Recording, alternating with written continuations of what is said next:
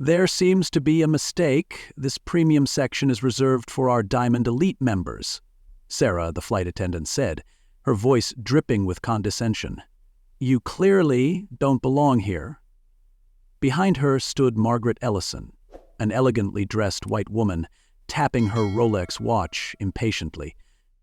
Her eyes darted between Ethan, the black teenager in seat 4A, and the space she clearly considered her rightful place. I always sit in 4A when I fly to New York, she announced loudly enough for nearby passengers to hear. It's practically my seat. Ethan looked up, confusion crossing his face. He had done everything right, booked early, arrived on time, and had Diamond Elite status through his father's account. Yet somehow, his presence in first class was being framed as a problem that needed solving. I have Diamond Elite status through my father's account, he replied evenly, pulling up his boarding pass. This is my assigned seat. Sarah's smile tightened, a flicker of surprise crossing her face, quickly replaced by determination. I understand, but this particular seat is typically reserved for our regular Diamond Elite members who fly with us frequently, she said, pointing to Margaret Ellison.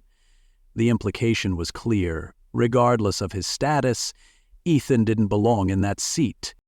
What the flight crew didn't know was that this simple act of discrimination would change everything in the next few hours, not just for them, but for the entire airline, because the teenager they were discriminating against held their fate in his hands. This story is the best example of when karma arrives with a first-class ticket of its own. Have you ever been treated unfairly simply because of how you looked?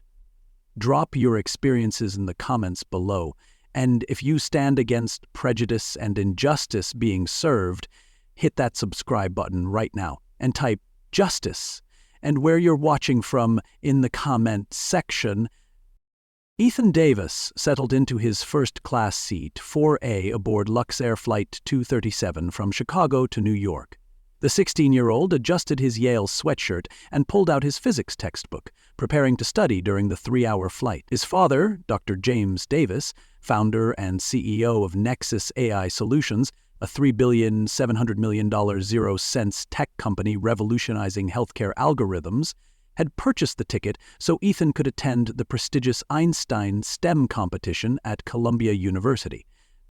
A flight attendant named Sarah approached, her smile tightening when she saw Ethan. "Excuse me, young man," she said, her voice dripping with condescension. "There seems to be a mistake. This premium section is reserved for our Diamond Elite members." Confused, Ethan reached for his phone. "My dad booked this seat. I have the confirmation." Behind Sarah stood Margaret Ellison, a well-dressed white woman in her 50s, tapping her Rolex watch impatiently. "I always sit in 4A when I fly to New York," she announced loudly enough for nearby passengers to hear. "It's practically my seat." What no one noticed was Margaret discreetly slipping a folded $100 zero-cents bill into Sarah's pocket as she whispered, "I'd appreciate your help with this situation." Sarah's eyes darted between Ethan and Margaret, her decision seemingly made before Ethan could even speak. "Perhaps you'd be more comfortable elsewhere," she suggested, though it wasn't really a question. Ethan, maintaining his composure despite the knot forming in his stomach, pulled up his boarding pass. "I have Diamond Elite status through my father's account. This is my assigned seat." Sarah's smile vanished completely. As Ethan looked around, he noticed passengers beginning to stare. Some were pretending not to watch. Others had phones tilted in his direction, recording discreetly. What nobody realized was that in seat 5C, Carla Martinez, a freelance journalist for The Atlantic, was quietly documenting everything on her professional camera. Originally on assignment to cover tourism trends, she had just found a much bigger story. "Stay right here," Sarah said tersely, walking briskly toward the front of the cabin, whispering something to Margaret as she passed. As Ethan waited, heart pounding but face calm, just as his father had taught him, Sarah returned with Michael Reynolds, the head flight attendant, whose authoritative stride signaled trouble. His face was fixed in what he likely believed was professionalism, but the contempt in his eyes was unmistakable.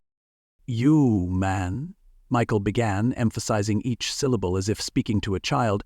"We need you to move to accommodate our VIP passenger." He gestured toward Margaret, who stood with arms crossed, designer handbag clutched against her chest. "I've shown my boarding pass," Ethan replied, his voice steady despite the humiliation burning in his chest. "This is my assigned seat." Michael leaned closer, invading Ethan's personal space. "Perhaps you're unfamiliar with how things work on Luxair," he said, his voice lowered but still audible to nearby passengers. "We accommodate our valued customers who fly with us regularly." As they spoke, Margaret discreetly slid another folded bill toward Michael, who pocketed it with practiced ease. The transaction was quick, almost invisible, but not to Carla Martinez, whose camera caught the entire exchange in 4K resolution. She zoomed in, capturing the denominations, 5 crisp $100.00 bills. Margaret made a show of checking her watch. "I have an important gallery opening to attend," she announced to no one in particular. "This is beyond ridiculous." An older white man in a business suit nearby muttered, "Maybe he wandered in from coach," loud enough for several people to hear.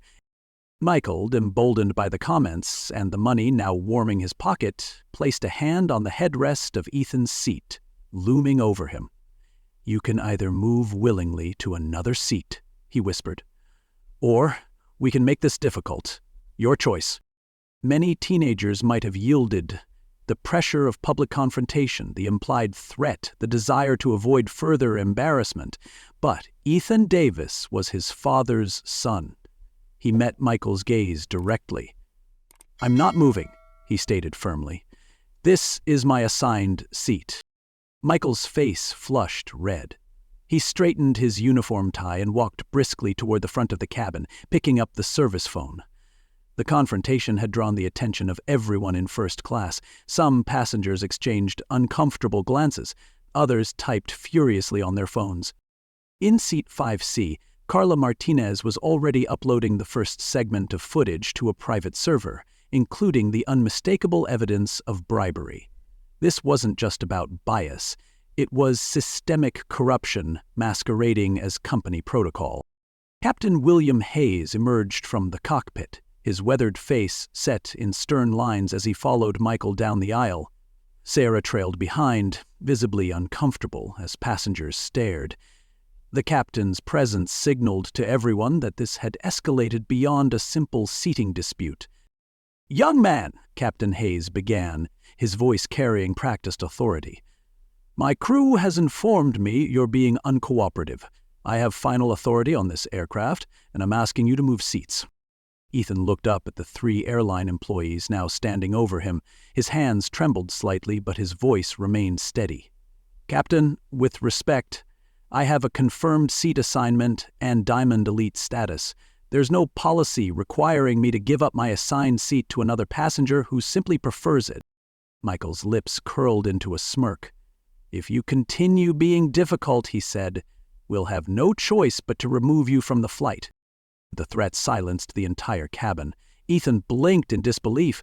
"Are you threatening to remove me because I won't give up the seat I'm assigned to?" he asked. Before the captain could respond, Margaret raised her voice dramatically. "This is absurd. I'm going to miss my connection. I have never been treated so poorly in all my years flying Luxair." The irony of her complaint wasn't lost on other passengers. A young woman nearby shook her head in disgust. "This is your final warning," Captain Hayes stated firmly. "Move to another seat or we'll call security." Ethan, hands still trembling but resolve unbroken, pulled out his phone and began recording. "I want to be clear about what's happening," he said calmly. "I'm being threatened with removal because I won't give up my assigned seat to another passenger who wants it." From her vantage point, Carla Martinez captured a damning sequence. Margaret nodding to Captain Hayes, who then discreetly accepted what appeared to be a business card with something folded inside it. The transaction was subtle but unmistakable. Michael reached for Ethan's phone. "Recording is not permitted," he snapped. Ethan pulled back. "Actually, there's no federal law prohibiting passengers from recording unless it interferes with crew duties. I'm documenting this for my protection." The legal knowledge caught Michael off guard. As he withdrew his hand, 2 airport security officers appeared at the front of the cabin, making their way down the aisle. What none of them realized was that today's injustice was being documented by multiple sources, and within hours it would ignite a firestorm that would burn through Luxair's carefully cultivated reputation. The security officers approached Ethan's seat with practiced efficiency. One was middle-aged and white, the other younger and Hispanic. Both looked uncomfortable as they took in the situation, a teenager being confronted by 3 airline staff members. "Sir," the older officer began, "we've been informed there's a situation requiring your removal." Ethan nodded once, maintaining his dignity despite the humiliation burning through him. "I'd like to understand the specific airline policy I'm violating," he requested, his voice clear. "I'm sitting in my assigned seat with a valid boarding pass and Diamond Elite status." The officers exchanged glances, their discomfort evident. The Hispanic officer shifted his weight from one foot to another, avoiding eye contact. "Are you removing me for refusing to give up my correctly assigned seat to another passenger?" Ethan asked directly, his phone still recording. "You're being removed for creating a disturbance," Captain Hayes replied, the words sounding hollow even as he spoke them. A murmur ran through the cabin. An elderly black woman in the second row shook her head in dismay, while a young white woman toward the back of first class wiped tears from her eyes. With quiet dignity, Ethan began gathering his belongings. He closed his physics textbook, tucked his competition notes into his backpack, and stood slowly. Margaret made no attempt to hide her satisfaction, a smug smile playing at the corners of her mouth. "Serves him right," someone muttered. "He clearly doesn't belong here." "But he didn't do anything wrong," called another passenger. "I'm recording all of this," announced a third. As Ethan was escorted down the aisle, his back straight, eyes forward, the posture his father had taught him for facing injustice, Margaret made her final, fatal mistake. Thinking herself unobserved, she reached out and patted Michael's arm. "Thanks for understanding what first class means," she said, loud enough for nearby passengers to hear. "Some people just don't belong up here, no matter what ticket they buy." The comment sent a visible shock through the cabin. Several passengers gasped. One man stood up in protest but was quickly gestured back to his seat by the security officers. Carla Martinez captured it all, the money, the comments, the systemic corruption disguised as protocol. This wasn't just discrimination. It was paid discrimination, transactional racism at 30,000 feet. Landing off the plane, Ethan immediately pulled out his phone, his fingers moving quickly across the screen as he composed a text to his father. "Dad, I was just removed from Luxair Flight 237. They're claiming I was disruptive, but I was just sitting in my assigned seat. I have videos." The security officers, now reviewing the incident report, looked increasingly troubled. "Son?" the older officer said, approaching Ethan hesitantly. "I believe there's been a misunderstanding. The report says you were disruptive, but that doesn't match what we just witnessed." Ethan looked the officer directly in the eyes. "Yes, sir.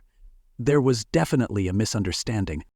Meanwhile, Carla Martinez had switched to a different flight, rushing to publish what would become the most explosive airline scandal since United's passenger removal incident. Her headline was already taking shape: "First-class corruption, money, power, and racism at Luxair." In the executive boardroom of Luxair's Chicago headquarters, Dr. James Davis was concluding a meeting about implementing Nexus AI's customer service algorithms across Luxair's booking platforms, a $75 million zero-cents deal that would revolutionize the airline's operations. His phone vibrated with Ethan's text, just as he was shaking hands with CEO Edward Langley. The blood drained from James's face as he read the message, followed by incoming social media notifications.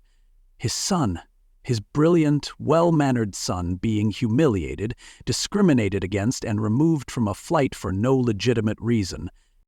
"Edward," James said, his voice deadly calm as he returned to the boardroom table, "I need to show you something." The assembled executives watched in horror as James played the videos on the conference room screen. But what truly stunned them wasn't just the discrimination, but the unmistakable evidence of bribery. Sarah and Michael accepting cash, the captain taking what appeared to be money wrapped in a business card. "That's my son," James finally said, his voice vibrating with controlled fury. 16 years old, on his way to represent his school in a national science competition, removed from your airline because he doesn't belong in first class after your staff accepted bribes. Before CEO Langley could respond, his assistant burst into the room, face ashen. "Sir, we have an emergency. The Atlantic has just published footage of the incident on Flight 237. It shows our staff accepting money to remove a young black passenger. It's already at 2 million views and climbing. CNN is calling for comment."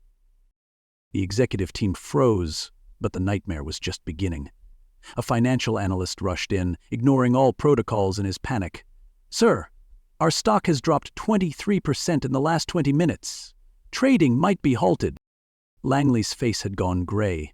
He looked from the analyst to James and back again, the full catastrophe dawning on him. "Dr. Davis, I cannot begin to express—" "I'm not interested in apologies," James interrupted, standing to his full, imposing height. "As of this moment, I'm withdrawing Nexus AI's $75 million, 0 cents, investment in your technology infrastructure, and as your largest individual shareholder with 30% ownership, I'm calling an emergency board meeting." The room erupted in chaos. One executive began frantically dialing the PR team. Another started texting legal counsel. Langley looked physically ill. "Dr. Davis, please," he begged. "Let's discuss this reasonably. We can make this right." James's expression remained impassive. "My 16-year-old son was publicly humiliated and discriminated against by your staff, who accepted bribes to do so. There is no making this right with words." His phone rang. Ethan calling. "Excuse me," James said, stepping away from the table. "I need to speak with my son, who, unlike your company, actually deserves my attention." As James left the room, the executors heard him say, "I saw everything, son. You handled yourself with incredible dignity. I'm proud of you. Now, let me handle the rest." Meanwhile, in the airport terminal, Ethan was surrounded by supportive passengers who had followed him off the plane in solidarity. Among them was Carla Martinez, who introduced herself and showed him her published article, already at 3 million views and climbing. "Your experience is exposing something much bigger than one bad incident," she explained. "This is systemic corruption disguised as protocol, and the world is watching." Now, the emergency press conference was hastily arranged in Luxair's corporate headquarters. News vans lined the street outside, satellite trucks jammed the parking lot, and reporters from every major network crowded the company's atrium. What had begun as a single incident of discrimination had exploded into an international scandal within hours, fueled by Carla Martinez's exposé with its damning footage of cash changing hands. CEO Edward Langley approached the podium, flanked by nervous executives. His prepared statement sat before him, carefully crafted by the crisis management team. But before he could speak, the door at the back of the room opened. Dr. James Davis walked in, Ethan at his side. The room fell silent, then erupted in camera flashes and shouted questions. "Dr. Davis, will you be filing a lawsuit?" "Ethan, how do you feel about what happened?" "Dr. Davis, is it true you're pulling your investment?"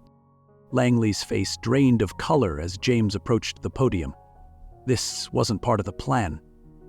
After a moment's hesitation, he stepped aside, relinquishing the microphone. "My name is Dr. James Davis," he began, his deep voice commanding immediate silence.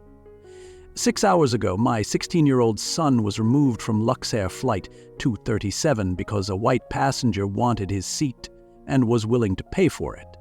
He gestured to Ethan, who stood tall beside his father.